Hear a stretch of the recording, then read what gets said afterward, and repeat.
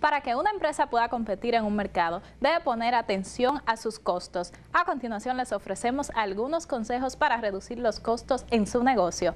Primero, mejorar los procesos de transporte y logística para disminuir el consumo de combustible y mantenimiento de los vehículos.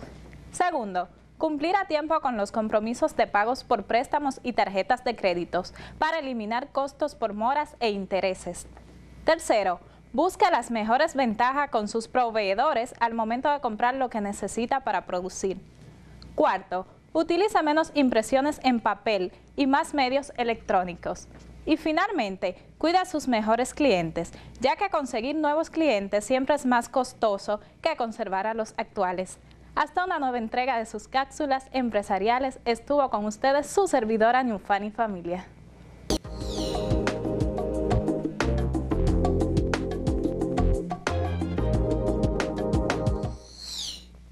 Gracias por continuar con nosotros en Visión Empresarial y vamos al debate de la semana.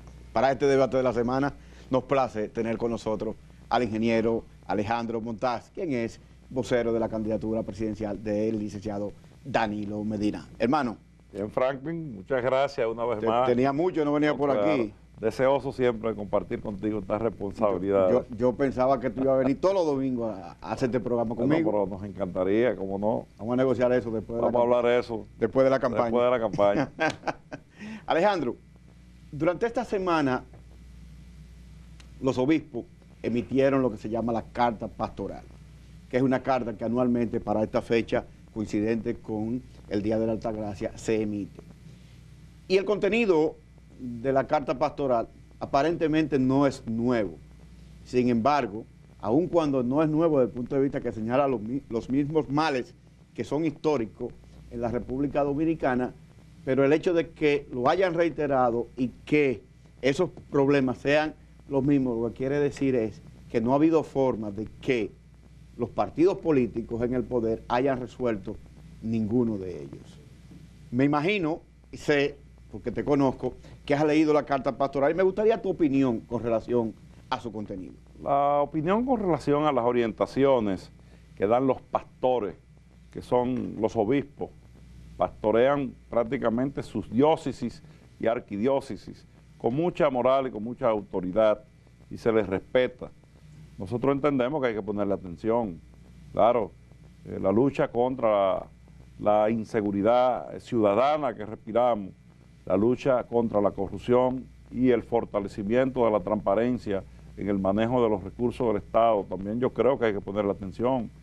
Mejorar la energía eléctrica, mejorar la educación y la salud, mejorar los servicios en términos generales. Yo creo que es un anhelo del pueblo dominicano y estamos luchando para eso. Pero Alejandro, cuando tú me dices que hay que ponerle atención, eso que hay que ponerle atención, tú y yo lo sabemos y lo sabe el pueblo. El punto es que el ponerle atención implica acciones concretas. Y entonces, aparentemente, históricamente, no se ha hecho lo que se ha debido hacer para resolver esos problemas. Entonces, lo que estamos es, porque estamos ahora mismo en la campaña electoral, y tú me dirás más tarde, estoy seguro, que Danilo Medina lo va a resolver y a mí no me cabe ninguna duda. El problema es que yo no quisiera dentro de 4 años tenerte aquí discutiendo los mismos males de la que señala la carta pastoral de los próximos 4 años.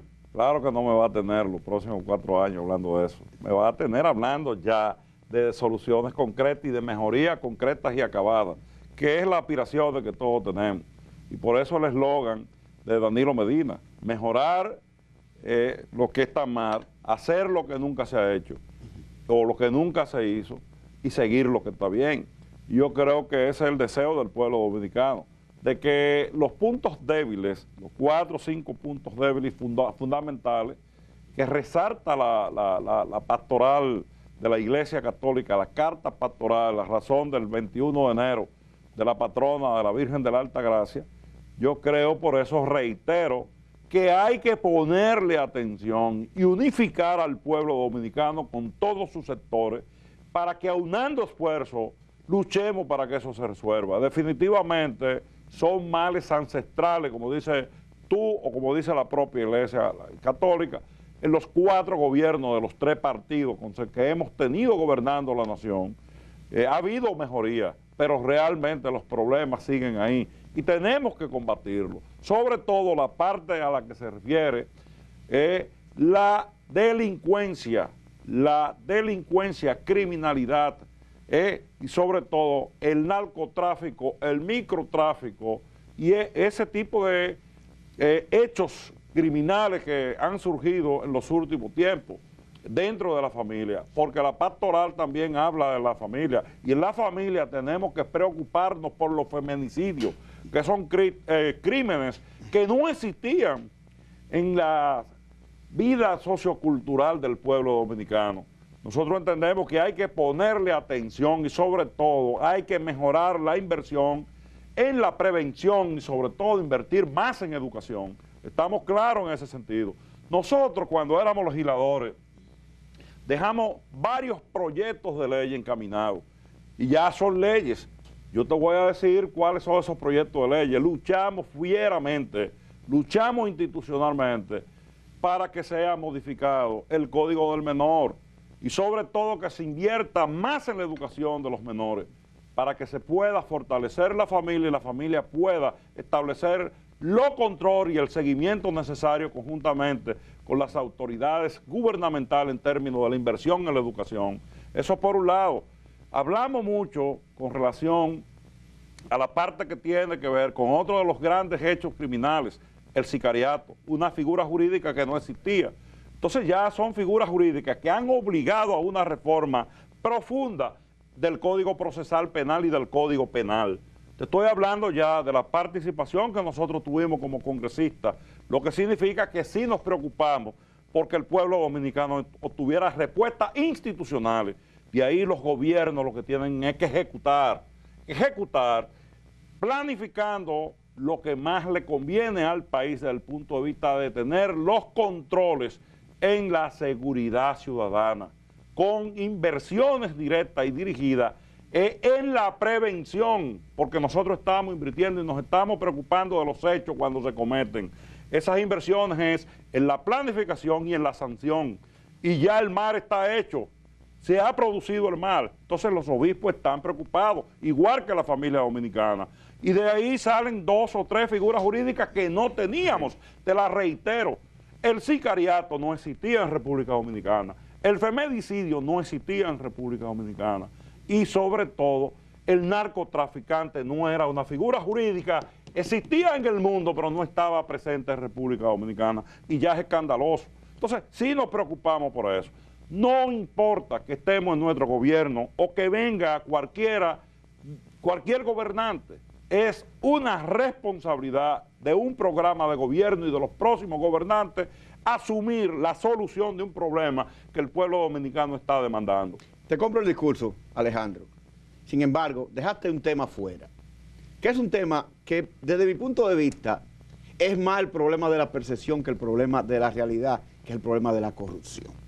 Pero te hablé de ese tema. Sí, pero espérate. Te hablé de ese tema. Espérate, está bien. Te hablé mucho de ese tema. Me hablaste de ese tema, pero porque es que hay un elemento en eso y que los obispos profundizan en eso. Digo, el problema de la corrupción, que también, Alejandro, es un problema sistémico. Y cuando yo digo que es un problema sistémico, yo te digo del sistema. Del sistema, Claro, es decir, inclusive del sistema capitalista. Claro. Entonces, su erradicación tiene que ver con un cambio prácticamente de la sociedad.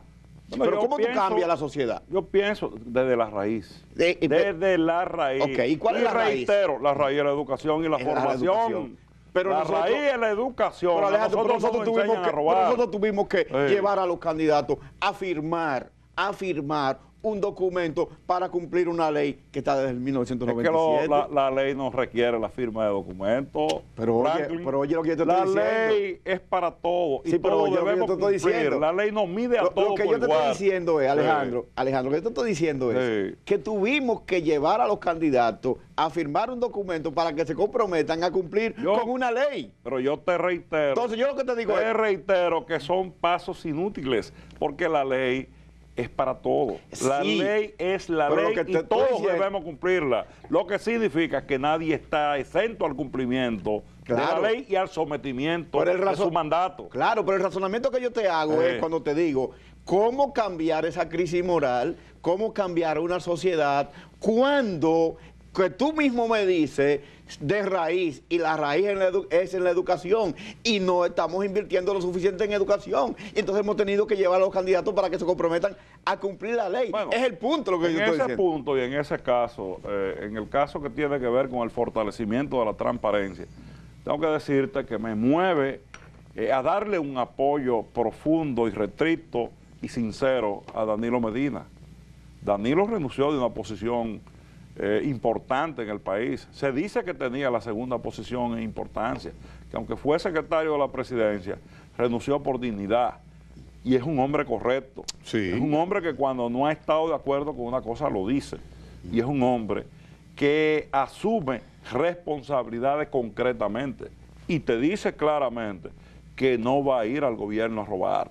Y que cuando hay corrupción es la permanencia en el poder lo que te da la oportunidad de creerte que las posiciones son tus propiedades y lo que tú manejas son propiedades personales. Y no es así. Somos servidores públicos. Sí. Y como servidores públicos nos debemos al país que nos ha preparado, que nos dio la posición y tenemos que servirle con transparencia. Y el propio partido, claro, el partido lo plantea. Claro. Y en ese sentido yo creo que sí, que se han dado los pasos pertinentes. Mira, yo soy profesional de la ingeniería y como profesional de la ingeniería fui presidente del Colegio Dominicano de Ingenieros, Arquitectos y Agrimensores. Y te voy al grano. Nosotros preparamos un anteproyecto, Polón Muñoz, que murió, que era un hombre muy serio, muy honesto, muy transparente y muy radical. Preparamos con Cristian Malú, con Polón Muñoz, Cristian Chicone, un grupo de profesionales, de ingenieros meritorios, muy meritorios, Corominas Pepín, que no se me olvide, el anteproyecto de ley de contratación pública de bienes y servicios, de obras, bienes y servicios y concesiones en República Dominicana. Ese proyecto nos dio dolor de cabeza. Después que terminé de la presidencia del CODIA, fui electo diputado de la República y estuve casi 10 años dándole seguimiento a ese proyecto. Y solo se aprobó con el Tratado de Libre Comercio con Centroamérica y Estados Unidos, el famoso GATT. Estados Unidos exigió transparencia en la contratación de obras y la apertura global en la contratación de obras y una participación con equidad en la contratación de obras. Y yo participé muy activamente en la preparación y sometimiento de ese proyecto para que hubiera transparencia, porque tradicionalmente, tú sabes, que se canalizaban recursos del tráfico de influencia a través de la contratación de obras. Enormes recursos. Enorme. 10% y después para cobrar hasta 20 y 30%. Y ese caso es preocupante. Me dice que ha subido hasta un 50 en algunos casos. Bueno, en algunos casos. Eso nos preocupa y nos sigue preocupando. La tortura de ejecutar obras sin planificación y obras fuera de presupuesto. Yo oí a mi candidato, Danilo Medina, explicando eso, que se ajustará a la ley 340 con sus modificaciones 449 y su reglamento.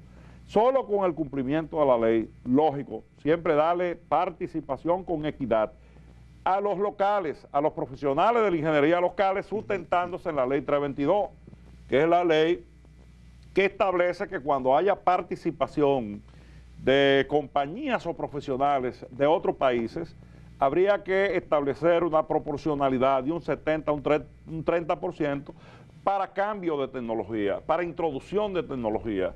Entonces, en ese aspecto hemos luchado fuertemente porque ahí debe haber transparencia y todavía no la hay. Sí.